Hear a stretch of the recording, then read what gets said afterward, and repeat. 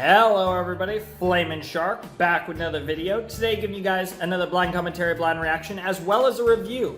So, if you guys want to check out my blind commentary, blind reaction to Fairy Tail episodes 289 to 292, links will be down below in the description, so check that out. Hope you guys enjoy it. So, in about 10-15 seconds or so, I'm going to start jumping in to my review of this, which is a new thing. If you didn't watch my update video, I'm not doing pure redirects anymore. I'm going to be doing reviews in which I discuss the episodes a little more in depth.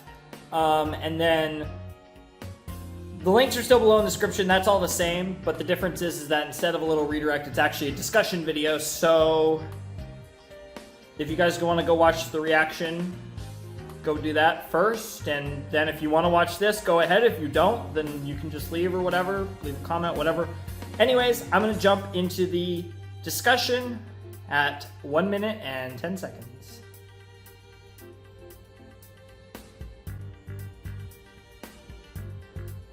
Alrighty, let's talk about episodes 289 to 292 of Fairy Tail. So, episode 289, entitled Mavis and Zeref.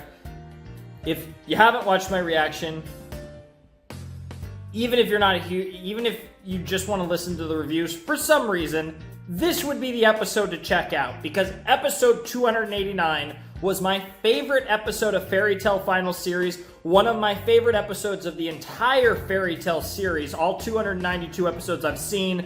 This episode was amazing. So, where we left off in our last reaction, 285 to 288. 288, Mavis teased the idea of the primordial magic that Mavis and Zeref both coveted and looked for together.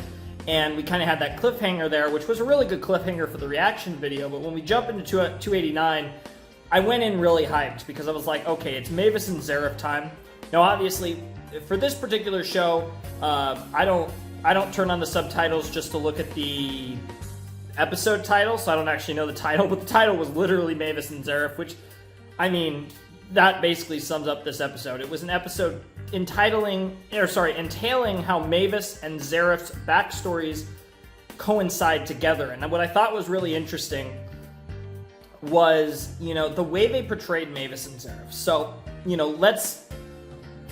by the way, if you see me looking, I'm looking over here. I have notes, and I also have episode summaries up here on the screen, so I am going to be looking at that occasionally to make sure that I don't forget anything that I want to talk about. But anyways, what was actually interesting was this episode talked about, obviously, Mavis and Zeref's backstory, but we also discussed the Second Trade War, which has been referenced a few times, because that's obviously how Mavis got the Fairy Tactician nickname. But they never really explained anything really beyond that. But they actually explained it here, and they are a little bit. At least they showed some of the whole Fairy Tactician stuff and kind of how Mavis became known as the Fairy Tactician. And, just her doing her shit like a beast, because she's the best character in the show, in my opinion.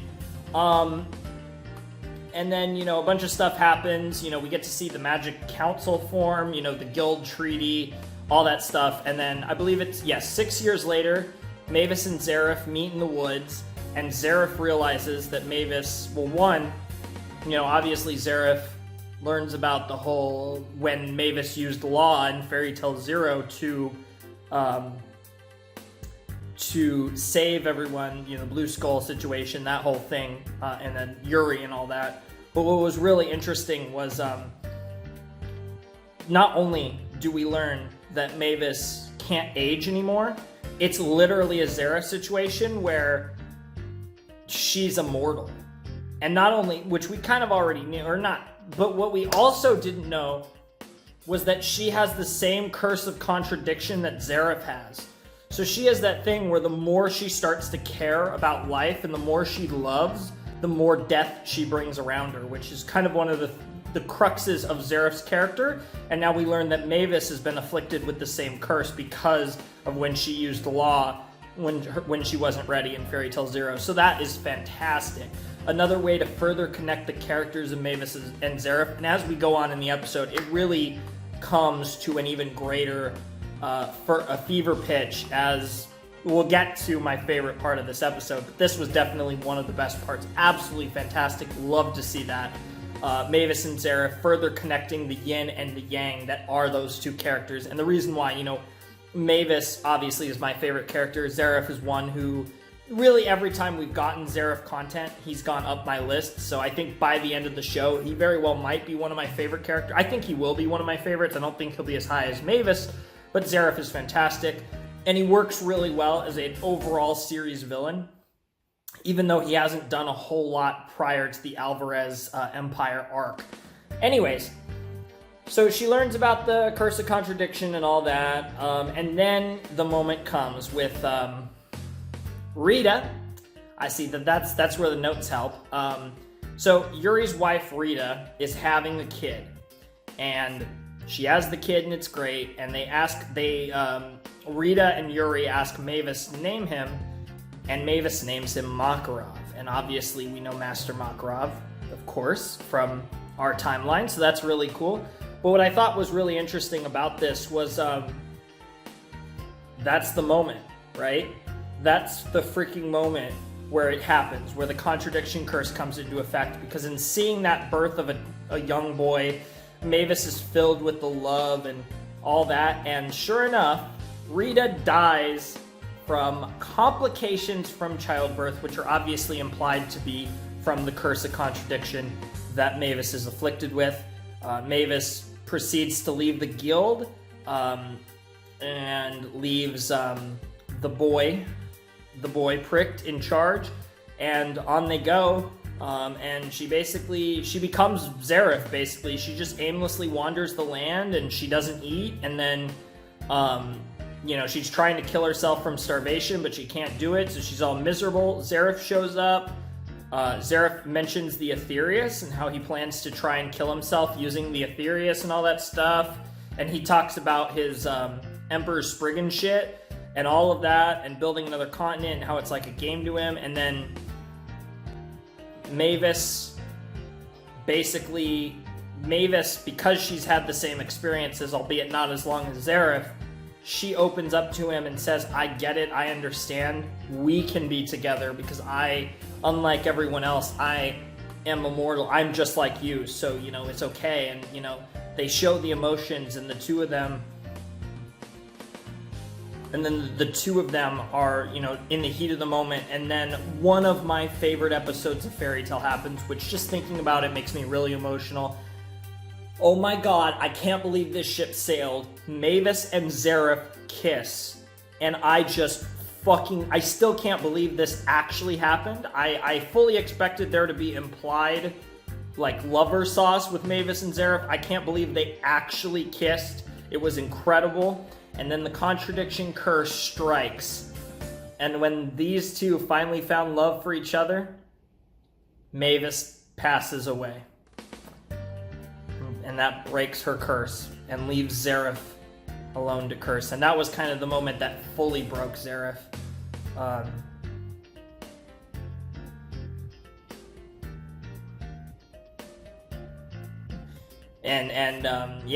You got two people who can't die and can't love, and they found each other's love, and that caused Mavis to die. It's absolutely beautiful. It's so poetic. It's honestly quite Shakespearean almost. It's actually just amazing. I love it. One of my favorite moments of the entire series. I thought this was brilliant. And that basically sums up the episode. So that was episode 289 of Fairy Tail. My favorite episode of Final Series and so far, and one of my favorite episodes overall. Absolutely amazing. Also, if you guys want to timestamp these, I know there'll probably be someone that will timestamp the review for anyone who's interested in specific episode reviews. I thought this was brilliant. I thought everything about this was perfect. You guys know Mavis is my favorite character in Fairy Tail. Zareth is high on that list as well. Beautiful. I thought their relationship, it makes perfect sense. Everything about it, it just connects. They've always had kind of a chemistry anyways. When you look back at Fairy Tail Zero, and even before that, when they've just had interactions in the show, they've always been building up the fact that they have a unique chemistry, and I think it's all come to a head perfectly with this episode that I think kind of completes Mavis and Zareth as characters, and really, I think, makes that probably the most interesting romantic relationship in this show. And I really love Jalal and Urza, as you guys know. I'm also a big fan of Levi and Gajil and other ships, but you know, from a true intrigue standpoint and not just being a fanboy, absolutely Mavis and Zareth is the best ship. But that doesn't even get into the fact that as a fanboy, I still think Mavis and Zareth is the best ship, because Mavis is my favorite character and Zareth's really cool too. But anyways, yeah, so I'm going to move on to my summary and notes for Fairy Heart, which is episode 290 of Fairy Tale. So this kind of finishes off the story of what the fuck is going on with the Fairy Heart. So basically, Zareth takes the dead body, the comatose body of Mavis to Fairy Tale, dumps her on the ground, and basically, you know, tries to, you know, set aside all his emotion. And basically, we get to see Pricked go on this, well, one, he learns that Zareth is in fact Zareth, but then he goes on this big journey to kind of understand and try and save Mavis to no prevail. And eventually, obviously, you know, he constructs the fake grave at Tenro Island, which we obviously know from the Tenro Island arc, which from Zero, we know Tenro Island was her birthplace. But we learn all this stuff about Mavis, really cool shit. And then he spends, I believe, like a lot of his life, 30 years.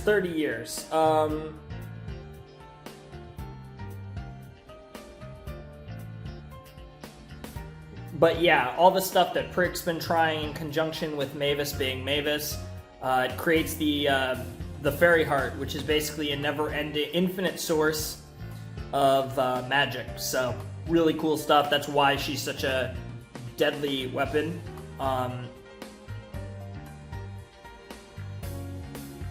And that, yeah, the Aetherion cannon could just be continuously blasted. They talk about that and all the things, and we've talked about some of the possibilities that could arrive from this insanity. So it's really cool.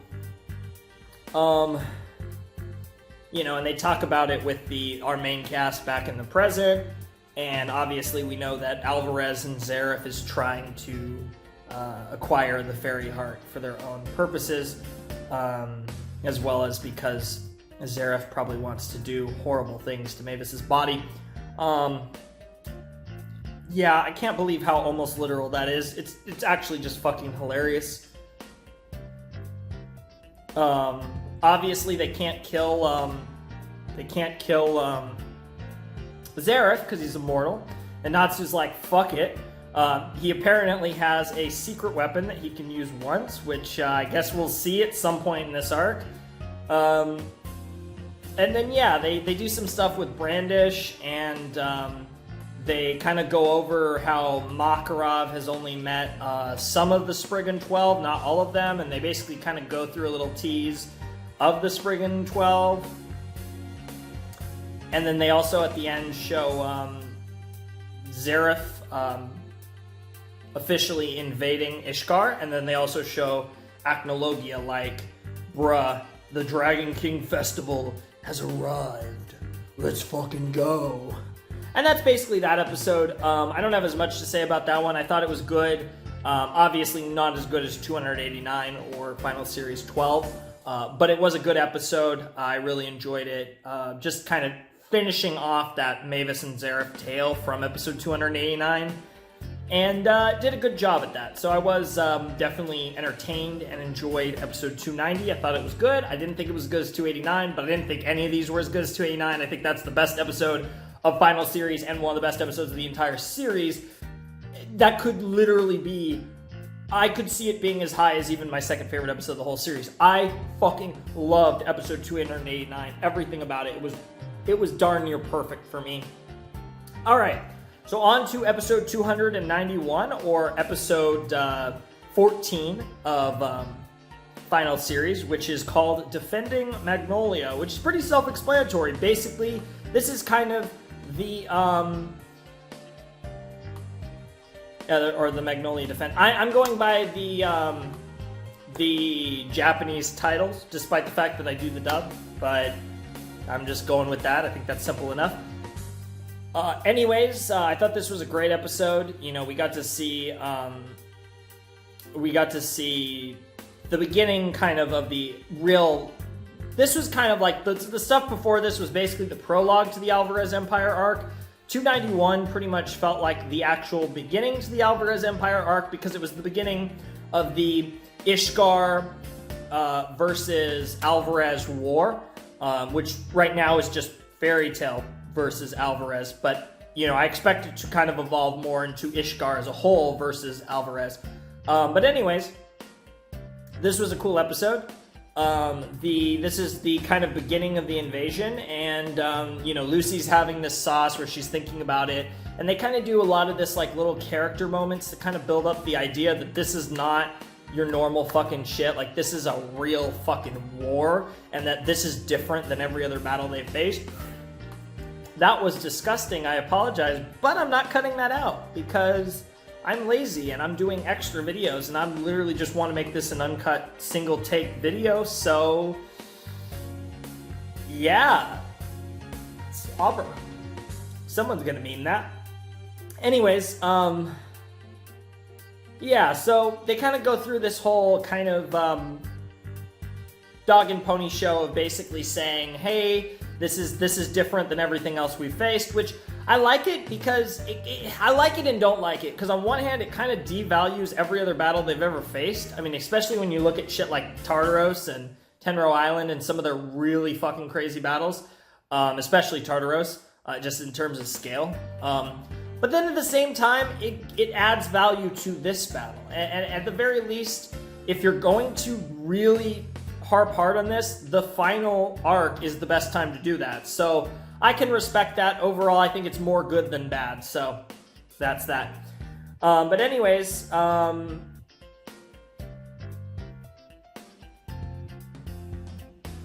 but yeah, so everyone's kind of having their moments. You know, there's Urza and Wendy have a moment. Lucy has her moment with Natsu. Gray has his moment with Juvia. Everyone just has their little moments. Mavis was doing stuff. Makarov, you have kind of Makarov, Mavis, and Warren kind of in like the control room, the actual guild itself, and they're kind of calling the shots, because obviously Mavis being the fairy tactician, Makarov being the guild master, and then Warren being the one who can use telepathy to talk to everyone. So obviously those three are kind of the ones calling the shots. I mean, mainly Mavis with some Makarov sprinkled in, but you get the idea. So anyways, nothing's going on, and then all of a sudden, ominous sauce goes through, and we get the fleet. Here comes the fleet. Agil shows up, and you know, Freed's doing his barrier sauce to try and protect things, and then we get the fighting. The fighting begins. It's really cool, and we get kind of the Dragon Slayer squad with Wendy, Gajil, and Natsu just start flying on their kitty cats and just start wrecking shop. It's a little ridiculous, but it's pretty cool because they kind of just start literally just blasting through ships, which I think was a little over the top, but like it was fun. It was a cool visual, so I enjoyed it. And then meanwhile, Biksha and her husband, and Asuka's her kid. I don't remember the name of her husband, but Biska has this massive fucking sniper rifle made out of the Jupiter. That's a random callback. So yeah, so she's got Jupiter as like a sniper rifle, and she's basically offering air support by using Jupiter to blast shit, and it's actually really cool. And, you know, they get the fight, and it's really cool, and then, yeah, and then, that's really kind of all there is. Obviously, the Spriggan 12 decide to just, Zeref's attack is revealed to be less so in waves and more so just kind of an all-out front, where he actually ends up managing to literally surround Magnolia, and he has fronts coming from the ocean, from the north, from the south, and from the east. It's fucking nuts. So it's just this one just all-out offensive from Zeref, which, given how overwhelming his forces are, makes a lot of sense to just push his chips in and say, there's no fucking way you can get out of this, even though it's fairy tale, so they probably will find a way. And that basically sums up episode 291. It was good. Nothing super impressive for me. I didn't think it was amazing. I thought it was just a decent episode. I enjoyed it though. Not a whole lot to say there. It was good. It was not as good as 289, but nothing was. Anyways, we're going to jump into Morningstar, which is the 15th episode of the final series, episode 292 overall. So, this one was fun because we got the shit with Brandish and Lucy in the bathtub. And I really liked this scene. Brandish is such an interesting character. You know, the hair, again, I think of Emerald from Ruby personally, but that hair is amazing. I love that hair specifically. It almost has to be green or it wouldn't work. But with green, it works. Maybe with blue, I could see like a light blue. That would work maybe. Maybe pink, but I don't even think pink would work. But with that green color, that kind of, it works. For whatever reason, that hair with that color just works. And I thought that was really interesting. And I really enjoyed that. And I thought it was fun to see Brandish just being such a potato. Brandish is such an interesting character. She does what she wants. You know, she's a bit monotone. And I just really like Brandish. And as it turns out, she knows, oh my god, Layla. She knows Layla. Oh my god, I was about to lose my mind if I could not think of Layla's name. I was about to look it up, and I would have been so sad if I had to look up Layla's name. But Layla Hartfilia, that's Lucy's mother, obviously.